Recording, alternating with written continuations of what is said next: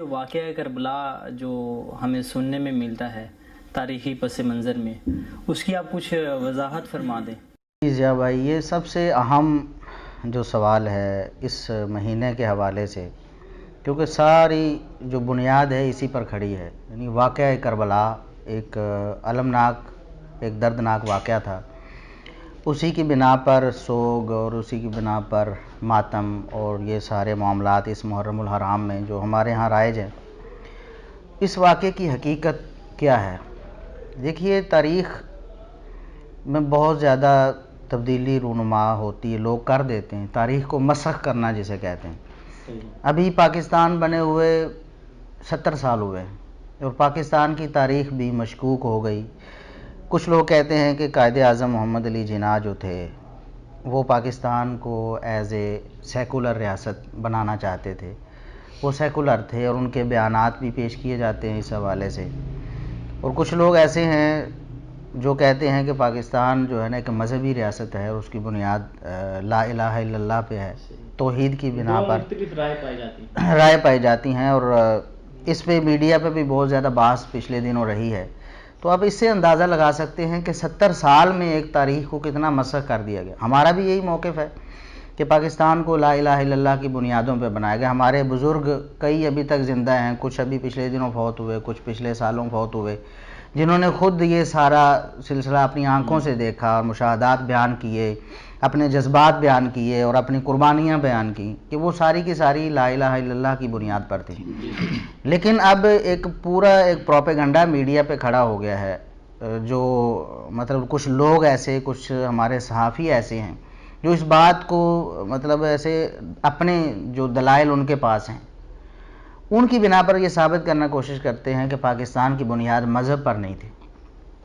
تو 70 سال اگر مطلب ایک تاریخ کو مسخ کرنے کے لیے کافی ہیں تو ادھر تو 1400 سال ہو گئے تقریباً، تو 14 صدیاں بیت گئیں، اور اس دوران مطلب جو عالم اسلام تھا اس میں مطلب بہت سارے سانحے رونما ہو چکے تھے، پہلے بھی اور بعد میں بھی۔ مطلب نبی کریم صلی اللہ علیہ وسلم کی وفات کے بعد کچھ اختلافات مسلمانوں میں ہوئے، پھر یہ سیدنا حسین رضی اللہ تعالیٰ عنہ کی شہادت کا واقعہ، اور اس کے بعد بھی پھر حکومتیں آتی جاتی رہیں، کچھ کشمکش بھی رہی مسلمانوں میں بھی، اور اس دوران غیر مسلموں کو، خصوصاً جو منافقین اسلام کو نقصان پہنچانا چاہتے تھے لیکن اسلام کے غلبے کی وجہ سے وہ چھپے ہوئے تھے، ان کو بھی موقع ملا۔ کچھ جھوٹے ایسے لوگ، انہوں نے مطلب کچھ لوگ تو اسلام کی خاطر اپنی زندگیاں وقف کرتے ہیں، اور کچھ لوگ اسلام کی مخالفت میں انہوں نے اپنی زندگیاں وقف کیں۔ کچھ مورخین ایسے ہوئے جن کے بارے میں ہمارے علماء نے بتا دیا کہ یہ جھوٹے ہیں، جس طرح واقدی ہے، اسی طرح ابو مخنف لوط بن یحییٰ ہے، اسی طرح کچھ اور بھی ہیں جو مطلب جن کی زندگی کا مقصد یہ تھا کہ اسلام کے چہرے کو مسخ کیا جائے۔ تو انہوں نے بہت ساری رنگ آمیزی کی اس حوالے سے۔ اب یہ بات تو ثابت ہے کہ سیدنا حسین رضی اللہ تعالیٰ عنہ شہید ہو گئے اور انہیں ظلماً شہید کیا گیا۔ اب اس کی بنیاد کیا تھی؟ کس لیے نکلے تھے؟ کہاں جا رہے تھے؟ ان کا مقصد کیا تھا؟ کس نے انہیں شہید کر دیا گیا؟ یہ ساری چیزیں ان کو مسخ کیا گیا۔ سیدنا حسین رضی اللہ تعالیٰ عنہ کے جو بڑے بھائی تھے سیدنا حسن رضی اللہ تعالیٰ، انہوں نے خود اپنی جو خلافت تھی، منتخب خلیفہ تھے، انہوں نے اپنی خلافت سیدنا معاویہ رضی اللہ تعالیٰ عنہ کے سپرد کر دی، خود ان کی جھولی میں ڈال دی تاکہ مسلمانوں میں اتفاق ہو جائے۔ اور پھر اس کا نتیجہ دیکھا، 20 سال تک سیدنا معاویہ رضی اللہ تعالیٰ عنہ کا یہ دور حکومت رہا، اور عدل و انصاف، امن و امان مثالی رہا، اور اسلام کی حدیں، سرحدیں بھی وہ وسیع ہوئیں۔ تو کیا ایسا سوچا جا سکتا ہے کہ ان کے جو چھوٹے بھائی تھے سیدنا حسین رضی اللہ تعالیٰ عنہ اسی خلافت کو لینے کے لیے میدان میں کود پڑے اور جنگ کرنے کے لیے چلے جائیں؟ اور پھر کیا یہ بھی سوچا جا سکتا ہے کہ ایک صحابی ہیں سیدنا حسین رضی اللہ تعالیٰ عنہ، نواسۂ رسول ہیں، لوگوں کے، صحابہ کرام کے ذہن میں ان کے حوالے سے احترام ہے، عقیدت ہے، تو وہ جب نکلنے لگتے ہیں، ایک اگر وہ سمجھتے ہیں کہ ایک کفریہ نظام ہے یا فسق و فجور پر مبنی ایک نظام، اس سے میں بغاوت کرنے لگا ہوں، یہ تو جہاد فی سبیل اللہ تھا، تو اس کے لیے پھر کسی کو انہوں نے ترغیب بھی نہیں دی، کسی کو بلایا ہو کہ آؤ میرے ساتھ چلو، تو صحابہ کرام کی ایک جماعت نکل جاتی نواسۂ رسول کے ساتھ، تو کیا وجہ ہے کہ وہ اپنے بیوی بچوں کو ساتھ لے کر صرف چلے گئے؟ خاندان کے کچھ افراد تھے جن میں بیوی بچے زیادہ تھے، عورتیں زیادہ تھیں، ان کو لے کر چلے اور پھر راستے میں مطلب وہ شہید ہو گئے۔ تو یہ رنگ آمیزی ہے جس کی مطلب ہمیں کوئی دلیل ایسی نہیں، کوئی سند ایسی نہیں ہمارے پاس جو واقعہ کربلا جو ہمیں بیان کیا جاتا ہے، جو اس مہینے میں خصوصاً لوگوں کے سامنے بیان کیا جاتا ہے، یہ نیری رنگ آمیزی ہے۔ سیدنا حسین رضی اللہ تعالیٰ عنہ سفر پہ جا رہے تھے، ظاہر ہے بیوی بچوں کو لے کر انسان سفر پہ ہی جاتا ہے، اور پھر وہ اس طرف جا رہے تھے جس طرف ان کے والد گرامی سیدنا علی رضی اللہ تعالیٰ عنہ ایک عرصہ انہوں نے وہاں گزارا کوفے میں، اسی راستے پہ وہ جا رہے تھے۔ اور راستے میں کیا ہوا ہے کہ کچھ لوگوں نے انہیں شہید کر دیا۔ انہوں نے دیکھا کہ آ رہے ہیں اور نہتے ہیں، بیوی بچے ساتھ ہیں، اکیلے ہیں، ہمیں ایک موقع مل رہا ہے، اس کو انہوں نے اویل کیا اور سیدنا حسین رضی اللہ تعالیٰ عنہ کو شہید کر دیا، اور الزام پھر اس خانوادے پہ لگایا جس کو وہ بدنام کرنا چاہتے تھے۔ سیدنا معاویہ رضی اللہ تعالیٰ عنہ سے سیدنا حسن رضی اللہ تعالیٰ عنہ نے صلح کی، تو ایک گروہ ایسا تھا جسے یہ پسند نہیں تھا کہ ان کی یہ صلح ہو۔ ہاں، وہ صلح پسند نہیں تھے، وہ لوگ تھے جو اسلام میں ہمیشہ فساد کے متمنی تھے کہ مسلمان ایک دوسرے سے خون ریزی کرتے رہیں۔ تو سیدنا حسن رضی اللہ تعالیٰ عنہ کی صلح انہیں کسی طریقے سے نہیں بھائی تھی۔ پھر انہوں نے ایک طریقہ، ایک موقع دیکھا کہ اس موقع پر ہم کچھ کر سکتے ہیں، مسلمانوں کو ایک دوسرے کے خلاف ابھار سکتے ہیں، تو انہوں نے سیدنا حسین رضی اللہ عنہ کو شہید کر کے الزام پھر ایسے گروہ پر لگا دیا، ایسے خاندان پر جو اس وقت برسر اقتدار تھا۔ اور ایسا ہماری دنیاوی تاریخ میں، انسانی تاریخ میں بھی ہوا ہے، ملکی تاریخ میں بھی ہمیں ایسے واقعات مل جائیں گے کہ لوگ ایسا کرتے ہیں، ایسی سازشیں ہوتی ہیں۔ اس حوالے سے کوئی ایک ٹھوس دلیل نہیں ہے کہ سیدنا حسین رضی اللہ تعالیٰ عنہ کو کسی حاکم نے، کسی حکمران نے، کسی گورنر نے شہید کیا ہو۔ اور ایسا کرنے والا، دیکھیں ہمارے علماء اس بات پر متفق رہے ہیں ہمیشہ سے کہ سیدنا حسین رضی اللہ تعالیٰ عنہ کو شہید کرنے والا ملعون ہے، یعنی اس کے بارے میں کوئی ہمدردی ہمارے دلوں میں نہیں، اس پر تمام انسانوں کی، تمام جنوں کی، سب کی لعنت ہے اس شخص پر۔ بہت بڑا جرم اس نے کیا ہے نواسہ رسول کو شہید کر کے، لیکن اس حوالے سے کوئی نامزد کر کے آپ نہیں کہہ سکتے فلاں۔ ہاں، البتہ صحیح بخاری میں ہے، سیدنا عبداللہ بن عمر رضی اللہ تعالیٰ عنہما نے، ایک کوفی شخص آیا، عراقی، اس نے آ کر کہا کہ اگر ہم احرام کی حالت میں ایک مکھی یا مچھر مار دے تو اس کا کفارہ کیا ہے؟ تو سیدنا عبداللہ بن عمر رضی اللہ تعالیٰ عنہ نے اسے مخاطب کر کے کہا کہ تم نے ظالموں نواسہ رسول کو شہید کر دیا۔ بالکل ایسا نواسہ رسول کو شہید کرتے وقت تمہیں کوئی خیال نہیں ہے، اور آج مکھی اور مچھر کے بارے میں پوچھ رہے ہو کہ اس کو مارنے کا کیا کفارہ ہے؟ تو اس عراقی نے، اس کوفی نے اس بات کا انکار نہیں کیا کہ ہم نہیں ہوئی، ورنہ ہر شخص مطلب اپنا دفاع کرتا ہے کہ نہیں آپ کو غلط خبر پہنچی ہے، وہ خاموش ہوا ہے۔ اور پھر صحابہ کرام کا اس حوالے سے جو ایک نقطہ نظر وہ بھی سامنے آیا ہے، اور جس خانوادے پہ یا جس حکمران پہ الزام لگایا جاتا اس کی بیعت سیدنا عبداللہ بن عمر رضی اللہ تعالیٰ عنہ نے کی ہوئی تھی، اور وہ روکتے تھے لوگوں، کچھ لوگوں نے بیعت توڑی تو انہوں نے کہا خبردار تم نے اللہ اور اس کے رسول صلی اللہ علیہ وسلم کی بیعت اس شخص کے ہاتھ پہ کی ہوئی ہے۔ دیکھیں ایک طرف اہل کوفہ کو، اہل عراق کو وہ قاتل گردان رہے، دوسری طرف اس شخص کو جس پر الزام لگایا جا رہا ہے اس کے ہاتھ پہ اللہ اور اس کے رسول کی بیعت کی ہوئی ہے، اور وہ توڑی نہیں ہے۔ سیدنا حسین رضی اللہ تعالیٰ کی شہادت اگر اس کے ہاتھوں ہوئی ہوتی تو عبداللہ بن عمر رضی اللہ تعالیٰ عنہ تو اس بیعت کو فوراً توڑ دیتے۔ اسی طرح اور بھی ہمیں شواہد اس حوالے سے ملتے ہیں، تاریخ میں ایسی کوئی مستند کوئی بات ایسی آج تک ثابت نہیں ہوئی کہ سیدنا حسین رضی اللہ تعالیٰ عنہ کو کسی حکمران نے یا اس کے کسی گورنر نے شہید کیا ہو۔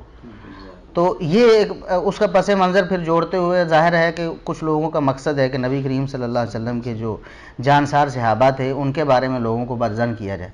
پھر جب وہ ایک شخص پر الزام لگاتے ہیں، پھر ان کے والد گرامی سیدنا معاویہ رضی اللہ تعالیٰ عنہ، ان پہ بات آتی ہے کہ انہوں نے اسے نامزد کیا تھا، پھر سیدنا معاویہ رضی اللہ تعالیٰ عنہ سے بات آگے سیدنا عثمان رضی اللہ تعالیٰ عنہ تک جاتی ہے کہ سیدنا عثمان رضی اللہ تعالیٰ عنہ کے قصاص کے حوالے سے سیدنا معاویہ رضی اللہ تعالیٰ عنہ کا اختلاف ہوا سیدنا علی رضی اللہ تعالیٰ عنہ سے۔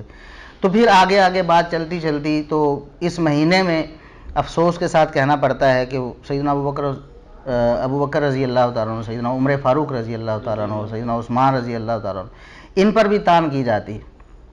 تو ہمارے علامہ شہید علامہ احسان علی ظہیر رحمۃ اللہ علیہ فرمایا کرتے تھے کہ دیکھیں 61 ہجری میں ایک واقعہ پیش آ رہا ہے، اس واقعے کا ذمہ دار ان لوگوں کو قرار دیا جا رہا ہے جو اس سے 20 سال پہلے فوت ہو چکے، سیدنا ابوبکر صدیق رضی اللہ تعالیٰ عنہ کب فوت ہوئے ہیں؟ 61 ہجری کا بھائی. سیدنا عمر فاروق رضی اللہ تعالیٰ عنہ شہید، سیدنا عثمان رضی اللہ تعالیٰ عنہ شہید ہوئے ہیں. تو ان کو اس واقعے کا ذمہ دار قرار دینے کی کوشش کی جاتی ہے. تو یہ بات بالکل واضح ہے کہ یہ ایک سازش تھی جو رچائی گئی اور پھر اس بنا پر تاریخ کو مسخ کیا گیا. اور وہ سارے جھوٹے لوگ ہیں جنہوں نے یہ واقعہ کربلا کو تفصیلاً بیان کیا. ان میں سے کوئی ایک سچا شخص نہیں ہے، یعنی کسی ایک شخص کا نام نہیں بتا سکتے. باقی تاریخ ہم تک پہنچی، صحیح سندیں ہمارے پاس موجود ہیں. تو اس تاریخی واقعے کی تفصیلات بیان کرنے کے لیے صرف جھوٹے راوی ہمارے سامنے. ٹھیک ہے، ابو مخنف لوط بن یحییٰ ہے، محدثین نے اس کو کذاب کہا ہے، جھوٹا تھا، صحابہ کرام کا دشمن تھا. اب ایسے شخص سے ہم توقع کریں کہ وہ صحابہ کرام کے حق میں کوئی بات کرے گا یا صحیح منظر کشی کرے گا واقعے کی؟ اور یہ لوگ بھی ایسے ہیں جنہوں نے اپنی آنکھوں سے یہ واقعہ نہیں دیکھے. تو بہرحال اس کی حقیقت یہ ہے واقعہ کربلا کی کہ سیدنا حسین رضی اللہ تعالیٰ عنہ کو ظلماً شہید کر دیا. یہ بہت بڑا ظلم تھا تاریخ انسانیت کا، اس میں کوئی شبہ نہیں. یہ دردناک المناک واقعہ تھا، لیکن اس میں جو رنگ آمیزی کی گئی، جس کو ذمہ دار ٹھہرانے کی کوشش کی، یہ بالکل غلط. اگلی بات یہ ہے کہ ہم یہاں مولانا طارق جمیل صاحب سے بھی سوال کریں گے، کیونکہ مرزا صاحب نے ان کا نام لے کر یہ بات منسوب کی ہے کہ یہ کلپ دیکھ کر، ہمارا کلپ دیکھ کر، حافظ ابو یحییٰ نور پوری کی بات سن کر طارق جمیل صاحب نے مجھے فون کیا. مرزا صاحب یہ کہہ رہے ہیں طارق جمیل صاحب نے مجھے فون کیا اور کہا کہ یہ خبیث شخص کون ہے جو واقعہ کربلا کا انکار کر رہا ہے. اور میں آپ کو حیران کن بات بتاؤں کہ یہ کلپ مولانا طارق جمیل صاحب نے جب دیکھا حفظہ اللہ تعالی، یہ کوئی 1-1.5 سال پہلے کی بات ہے، مجھے انہوں نے فون کیا. مجھے کہتے ہیں یار یہ کون خبیث آدمی ہے جو یہ کہہ رہا ہے کہ ڈاکوؤں نے مار دیا. یعنی وہ جتنی شرعی طور پر الفاظ استعمال کر سکتے تھے نا طارق جمیل صاحب نے کیے یہ کلپ دیکھنے کے بعد. تو میں نے پہلی دفعہ انہیں فون پہ اتنے غصے میں پایا. انہوں نے کہا یار یہ کس قسم کا انسان ہے. تو ہم مولانا طارق جمیل صاحب سے بھی پوچھتے ہیں کہ آپ ایسے رافضی الفکر شخص کے حامی کیوں بنے ہوئے ہیں؟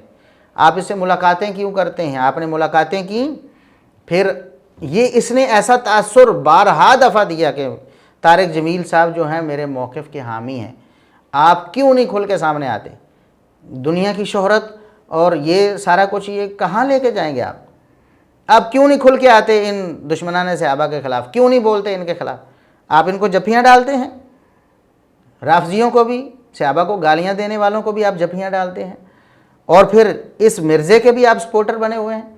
اگر آپ اس کے سپورٹر نہیں ہیں تو آپ بتائیں گے، یہ آپ کو وضاحت کرنا پڑے گی، کیا آپ نے فون کر کے اس مرزے کو کہا تھا کہ یہ حافظ ابو یحییٰ نور پوری یہ کون خبیث ہے جو واقعہ کربلا کا انکار کر رہا ہے، یہ کہہ رہا ہے کہ ڈاکوؤں نے قتل کیا؟